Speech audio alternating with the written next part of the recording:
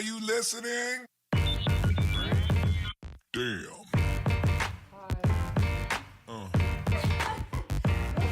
Yeah. The Day of Black Excellence continues right here at the IMC conference. My name is still Leroy Mark, hanging with you on the Business of Influence podcast, and I'm glad to welcome our next guest. She is the manager for digital sponsorships and branding at Nedbank, Khanyisile Nkosi. Khanyisile, thank you for joining us. Thank you. How are you? So, I'm good. I'm excited because, when we think about the world of banking, it's so heavily regulated, as you know, but also it's interesting to see people who do marketing in such a regulated and managed space. Your background is in broadcasting, then you went into technology. How did you find the move in the marketing space between the organizations? Well, first of all, thank you so much for having me. Absolute pleasure. I think it was such a huge transition, honestly, because the laws are not the same, and we know that the organization I worked for before is mostly government Yes.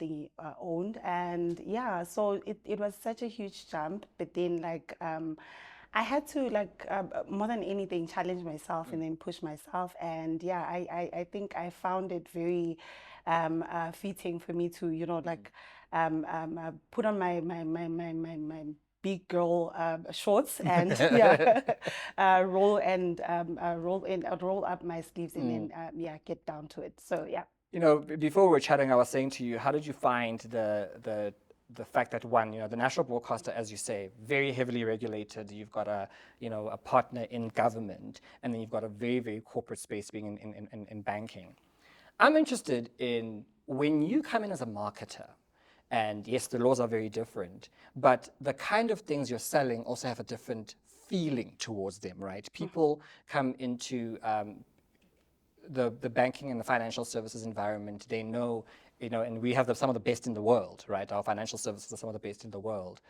How do you then go out there and translate those messages to people as a marketer, when you know that you also need to be very true to keeping the integrity of the brand in banking?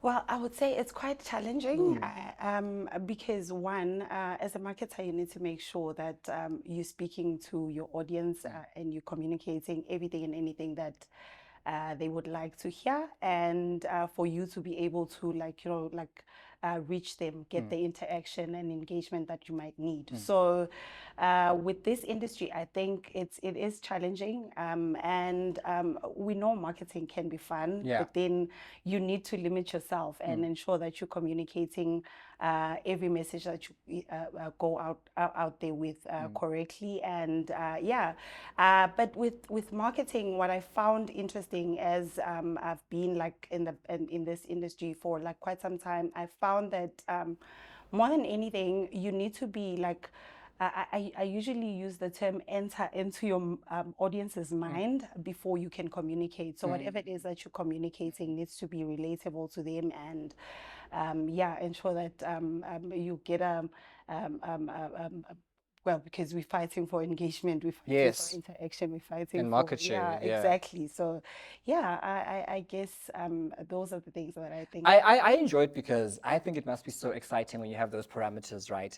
Because the other thing as a marketer is we're in an industry now where we're dealing with the old traditional marketing. You know what our moms and dads would say when they say they're going to the marketing department at work? And then what we're dealing with right now, I mean, remember 25 years ago, there was no influencer marketing. Yeah. There was no social media platforms. And you've had to sort of incorporate that into your marketing suite now. Yeah. How are you finding the difference between what I call traditional marketing and this new age marketing that includes these social media platforms and influencers and content creators? It's funny how I still consume traditional marketing. Yeah? And it's very interesting. For an example, I've always been a radio girl. But I find the transition mostly. We all know that social media platforms are interactional and instant. So whatever it is that happens now needs to be communicated now, or else you lose the moment and you lose the momentum. Then you basically don't get a shot of speaking to whatever it is that you Yeah. want to speak about. So you best have everything that you would like to see going out there ready. And yeah, so I think, and also in addition is the fact that influencers play a huge role Yes. in the marketing space. So using them and having quite a few of them, like speaking about your brand or to your brand, to your audiences, it's quite I'd say influential. Yeah, So, very influential. so yeah, I mean, but we hope they're then influential. yeah, but then again, with a brand for with the brand that I work for or I'm associated with, I think choosing the type of people that you use needs to be, it's also consequential. I think so. Yeah, you have to select the correct people. You have to see, like reputation wise. So for me, that is a big thing, Yeah. especially in, when we start talking about financial services, and I reiterate how we have a very, South Africa's financial services are serious, okay? We don't mess around. We have top tier legislation to make sure our clients are protected. There's the banking ombud, there's all kinds of regulations around it.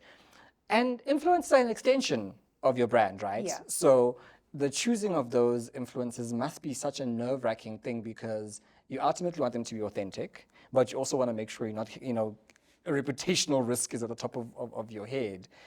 How do you then balance that, in your opinion, with being authentic, right? Because you still want to tell the story of your brand. So I honestly use myself as an example, Okay. like almost all the time. So when I see something that I feel is this is paid for, I tend to scroll. Yeah, I'm the same. And yeah, so I try and ensure that whatever or whoever it is that we use during the briefing process, they understand that this is what we'd like to achieve, be as authentic as possible, and it shouldn't seem like a paid partnership. Yeah. And more than anything, it's normally people that are really about the brand, and Yes. they are about to, they are about people. So people centric, basically. So yeah, it's usually not very easy, Yeah, I but can imagine. yeah, I'd say like 80%. Yeah. So My last question to you is, I mean, as we've said, you've been in broadcasting, you've been in tech, now you are in financial services. When you gaze into your crystal ball using the experience that you have, do you think this business of influencing, right, the influencer marketing space and the content creating space, will it continue to be part of the marketing matrix? As you said, I'm a radio boy too. I love radio. yeah. And you start hearing, more and more influencers coming in for interviews on the radio. You start seeing how even the radio platform has become influenced by the influencers.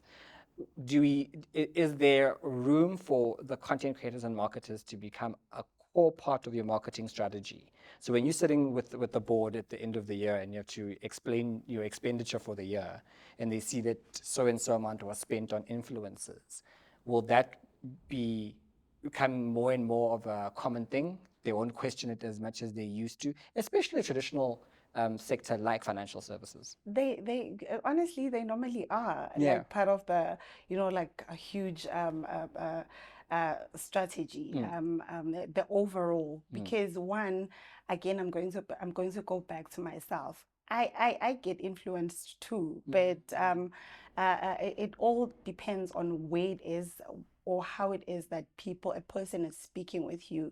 That is, I think, a determining factor of whether you get influenced or not, and who it is that you're using. And yeah, I think going forward, honestly, influencers space is there, and I don't think it's going anyway. So yeah, we continue using them. We use them, and hopefully our audiences continue getting influenced from us or by us. So, Please, we need it. We need the work. We need the work. Khanyisile, thank you so much for joining us. thank you. Khanyisile and Nkosi from Nedbank.